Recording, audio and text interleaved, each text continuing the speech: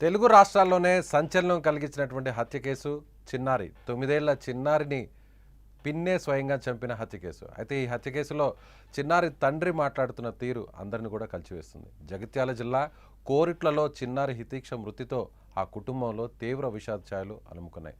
తన కూతురు ఇక లేదు అనే చేదు నిజాన్ని హితీక్ష తండ్రి జీర్ణించుకోలేకపోతున్నాడు.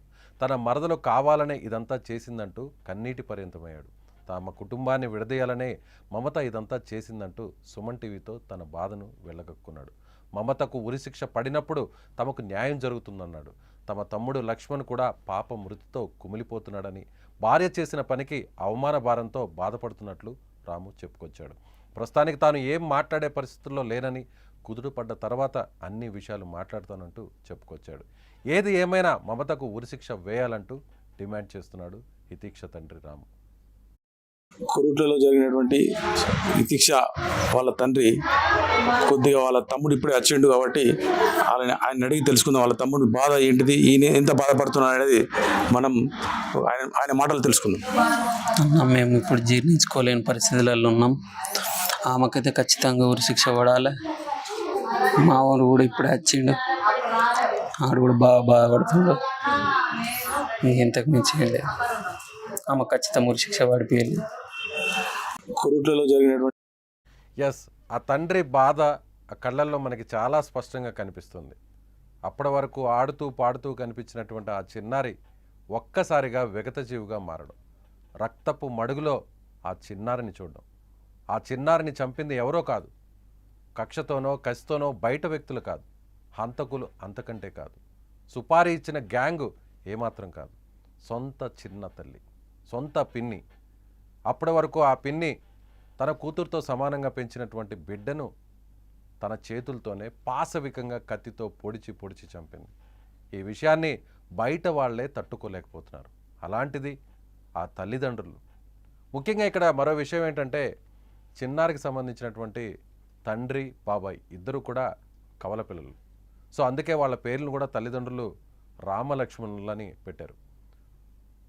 త్రేతాయుగంలో రాముడు లక్ష్మణుడు ఏ విధంగా కలిసి ఉన్నారో ఈ కుటుంబంలో చిన్నారి తండ్రి బాబాయ్ కూడా అలాగే కలిసిమెలిసి పెరిగారు, అలాగే పనిచేస్తున్నారు. ఇప్పుడు ఉద్యోగం కూడా గల్ఫ్ కంట్రీలో ఇద్దరు కలిసి పనిచేస్తున్నారు. అయితే పిన్ని లక్ష్మణ్ భార్య మమత ఈ విధంగా హత్య చేయడం, ఈ విధంగా దారుణంగా ఆ చిన్న పాపను చంపడం, తమ బిడ్డతో సమానమైనటువంటి పాపను చంపడం ఆ తండ్రి జీర్ణించుకోలేకపోతున్నాడు. అలాగే రాము తమ్ముడు మమత భర్త ఎవరైతే చంపినటువంటి నిందితురాలుందో మమత భర్త కూడా ఆలస్యంగా ఇవాళ కోర్టులకు చేరుకున్నాడు. ఏం ముఖం చూపించుకొని తన అన్న వదినలకు చూపించాలి, తన భార్య హత్య చేసింది వాళ్ళకి తన ఫేస్ని ఎలా చూపించాలి, తమ బిడ్డని చంపించింది నా భార్యే, చంపింది నా భార్యే అని తెలిసాక ఈ ముఖాన్ని వాళ్ళకి ఏ విధంగా చూపించాలి, వాళ్ళకంటే కూడా మా కుటుంబంలోనే మా ఇంట్లోనే ఎక్కువ పెరిగిన చిన్నారి హితీక్షని నా భార్యే, తన సొంత భార్యే చంపింది అనేటువంటి విషయం తెలుసుకుని నేనే షాక్ అయితే వాళ్ళకి తన ముఖాన్ని ఎలా చూపించాలని ఇన్ని రోజులు రాలేకపోయానని, కానీ ఆ పాప మీద ఉన్న ప్రేమ తనను ఆపలేకపోయిందని, ఏదేమైనా సరే జరిగిన తప్పుకు తన భార్య చేసిన, తన వైఫ్ చేసిన దారుణాన్ని వాళ్ళ ఇద్దరిని అన్నా వదిలిని ఇద్దరు కాళ్ళు పట్టుకొని వేడుకొని క్షమాపణ అడగాలనే ఉద్దేశంతో నేరుగా వచ్చి రాకనే అతను నేరుగా తన వదిన దగ్గరకు వచ్చి క్షమించి వదిన, తన భార్య చేసిన తప్పుకు నన్ను క్షమించండి అంటూ అన్నా వదిలిన కాళ్ళ మీద పడ్డాడు బాబాయ్ లక్ష్మణ్. ఒక మమత చేసిన తప్పుతో ఇప్పుడు ఆ కుటుంబం అంతా కూడా చిన్నాభిన్నం అయిపోయింది. ఇన్నేళ్ల పాటు కలిసి ఉన్న ఆ కుటుంబం పాప మృతితో, పాప హత్యతో జీవితాంతం ఆ కుటుంబానికి తీరని విషాదాన్ని నింపింది. మీరేమనుకుంటున్నారు? ఇలాంటి మమత లాంటి మహిళల వల్ల, మమత లాంటి హంతకురాళ్ళు కుటుంబంలో ఉంటే ఆ కుటుంబంలో ఉన్న పరిస్థితి ఏ విధంగా మారిపోతుందో, ఆ కుటుంబాలు ఏ విధంగా చిన్నాభిన్నంగా మారిపోతాయో ఇదొక ఉదాహరణగా అనుకుంటున్నారా? మీ అభిప్రాయం ఏంటో కామెంట్ చేయండి. తెలుసుకుందాం. అన్న మేము ఇప్పుడు జీర్ణించుకోలేని పరిస్థితులలో ఉన్నాం. ఆమెకైతే ఖచ్చితంగా ఊరి శిక్ష పడాలి. మా వాడు కూడా ఇప్పుడే వచ్చిండు, ఆడు కూడా బాగా బాధపడుతుండు. ఇంతకు మించి ఏం లేదు. ఎస్, ఆ తండ్రి చెప్తున్న మాటల్లో, ఆ తండ్రి బాధలో, ఆ తండ్రి ఆవేదనలో ఖచ్చితంగా తన మరదలకు, తన తమ్ముడి భార్యకు ఉరిశిక్ష పడాల్సిందే. ఉరిశిక్ష పడితేనే తమకు, తమ బిడ్డకు, తమ బిడ్డ మృతికి, హత్యకు న్యాయం జరుగుతుంది. నా తమ్ముడు కూడా బాధపడుతున్నాడు, నా తమ్ముడు కూడా ఈరోజే వచ్చాడు, నా తమ్ముడు భార్య చేసిన తప్పుకు ఏం చెప్పాలో అర్థం కాక వివరణ ఇస్తున్నాడు అంటూ ఆ తండ్రి పడుతున్నటువంటి బాధ. ఎక్కువ మాట్లాడలేకపోతున్నాను, అన్ని విషయాలు మీతో చెప్పలేకపోతున్నాను. చాలా విషయాలు ఉన్నాయి చెప్పాల్సినవి, కానీ చెప్పలేని పరిస్థితి. ఈ ఒక్క మాట మాట్లాడతాను.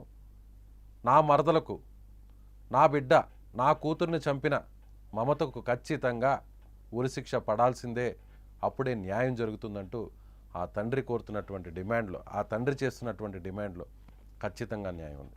9 సంవత్సరాల పాపంటే ఏ తండ్రికైనా గుండెల మీద పెంచుకున్నటువంటి తండ్రి. అప్పటి వరకు గల్ఫ్లో ఉన్నటువంటి తండ్రి ప్రతిరోజు వీడియో కాల్లో మాట్లాడుతూ నాన్న ఎలా ఉన్నావు అంటూ మాట్లాడుతుంటే ఆ పాప చెప్తున్న చిన్న చిన్న ముచ్చట్లు వింటూ ఎంతో సంతోషంగా ఉన్న తండ్రి, వస్తున్నానమ్మా నాన్న, నా కోసం ఏం తెస్తున్నావు, ఫారెన్ నుంచి ఏం తెస్తున్నావు, గల్ఫ్ నుంచి ఏం తెస్తున్నావు, సౌదీ నుంచి ఏం తెస్తున్నావు అని అంటుంటే, నాన్న నీకు కావాల్సినవి ఆడుకునేవన్నీ కూడా తెస్తానంటూ ఎంతో గారాభంగా చెప్పిన ఆ తండ్రి మాటలు ఇలా ఒక్కసారిగా తన బిడ్డ మృతదేహాన్ని, తన బిడ్డ అంత్యక్రియలకు ఇలా హాజరవ్వాల్సినటువంటి దుస్థితి రావడం, అది కూడా తన తమ్ముడి భార్య వల్లే రావడం, నిజంగా ఆ తండ్రికి ఒక పెద్ద క్షోభనే చెప్పాలి. రామలక్ష్మణులా కలిసి ఉన్నటువంటి ఆ కుటుంబంలో ఇలాంటి ఘటన జరగడం, తన బిడ్డని ఈ విధంగా చంపడం ఏ తండ్రి కూడా తట్టుకోలేని పరిస్థితి. ఖచ్చితంగా అతను కోరుతున్నట్టుగా అతను చేస్తున్నటువంటి డిమాండ్లో ఖచ్చితమైనటువంటి న్యాయం ఉంది. మీరేమనుకుంటున్నారో ఖచ్చితంగా మీరు కామెంట్ చేయండి. కొరుట్లలో జరిగినటువంటి ఇతిక్ష వాళ్ళ తండ్రి కొద్దిగా వాళ్ళ తమ్ముడు ఇప్పుడే వచ్చిండు కాబట్టి ఆయన అడిగి తెలుసుకుందాం. వాళ్ళ తమ్ముడి బాధ ఏంటిది, ఈయన ఎంత బాధపడుతున్నాడు అనేది మనం ఆయన మాటలు తెలుసుకుందాం. అన్న మేము ఇప్పుడు జీర్ణించుకోలేని పరిస్థితులలో ఉన్నాం. ఆమెకైతే ఖచ్చితంగా ఊరి శిక్ష పడాలి. మా వాడు కూడా ఇప్పుడే వచ్చిండు, ఆడు కూడా బాగా బాధపడుతుండు. ఇంతకు మించి ఏం లేదు. ఆమె ఖచ్చితంగా ఊరి శిక్ష పడిపోయాలి.